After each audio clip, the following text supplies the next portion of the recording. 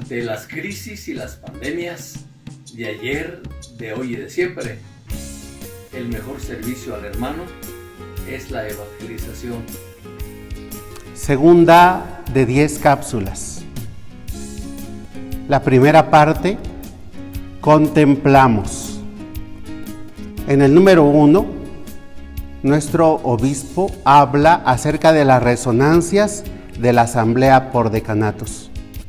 Fue significativo ver las luces que se tienen encendidas en todos los rincones de la diócesis, en medio de una larga noche llena de dolor, de incertidumbres y también de sorpresas. Jesús, Eucaristía, es lo que más ha resaltado en los templos, como en las capillas, en las calles y en los caminos de nuestras ciudades y pueblos.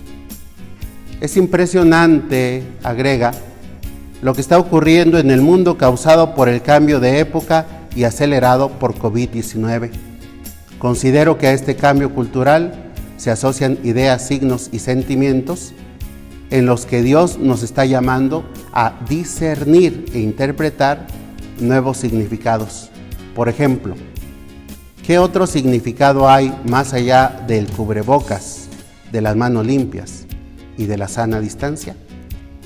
Pero es más sorprendente aún redescubrir que ante las pandemias de ayer, de hoy y de siempre, Jesús, más que indicativos, ahora se dirige a sus discípulos con imperativos.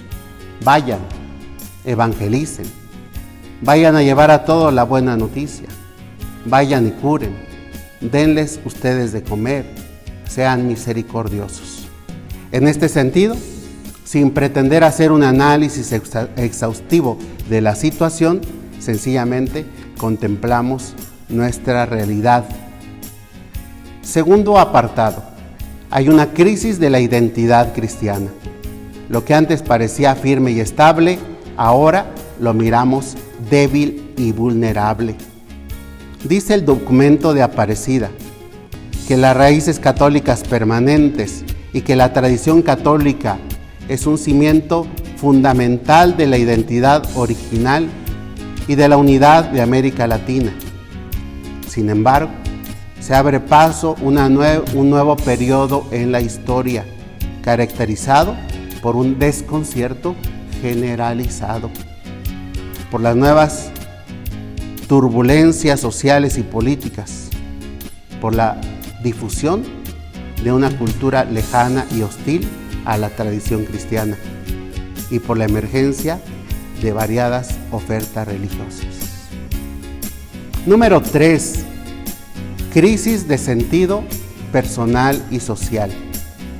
Aparejada a la crisis del sistema cultural está también la crisis del sentido personal y social, dice el documento de Puebla en el número 37.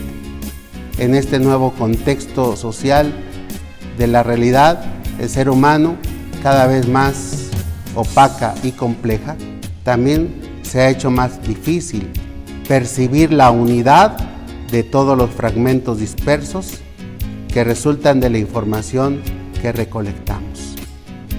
Esta es la razón por la cual muchos estudiosos de nuestra época han sostenido que la realidad ha traído aparejada una crisis de sentido.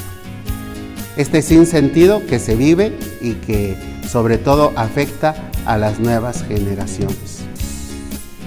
Tener una nueva adicción por las sensaciones y crecen en una gran mayoría sin referencia a los valores e instancias religiosas.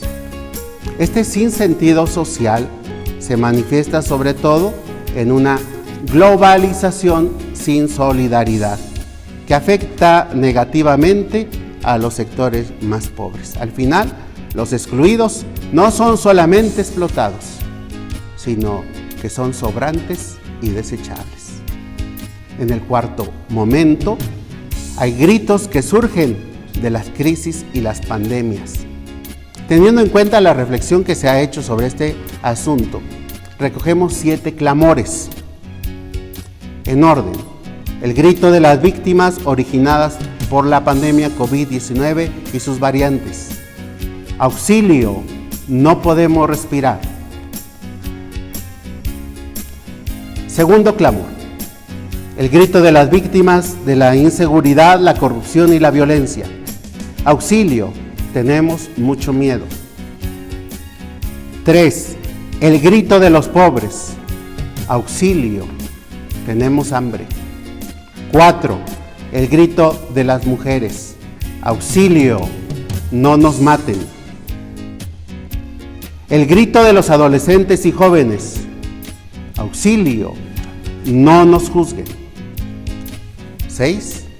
El grito de los migrantes. Auxilio, somos sus hermanos. Y 7. El grito de la tierra. Auxilio, no me destruyes. Para terminar con el 5º apartado, ¿cuál es el signo profético? El ministerio parroquial de la escucha. Así es como se responde, con un signo profético. Ante esta realidad se pregunta el obispo y nos pregunta, ¿qué podemos responder a Jesús? Que hay que aprender a escuchar y a responder a lo que Dios y la realidad nos piden como respuesta de fe. Teniendo en cuenta todas estas orientaciones y la pastoral social con sus dimensiones, reflexionamos en la necesidad de establecer el ministerio parroquial de escucha. Ante este imperativo, ¿qué podemos hacer para promover el ministerio parroquial de escucha? Termina con este interrogante el obispo de este apartado.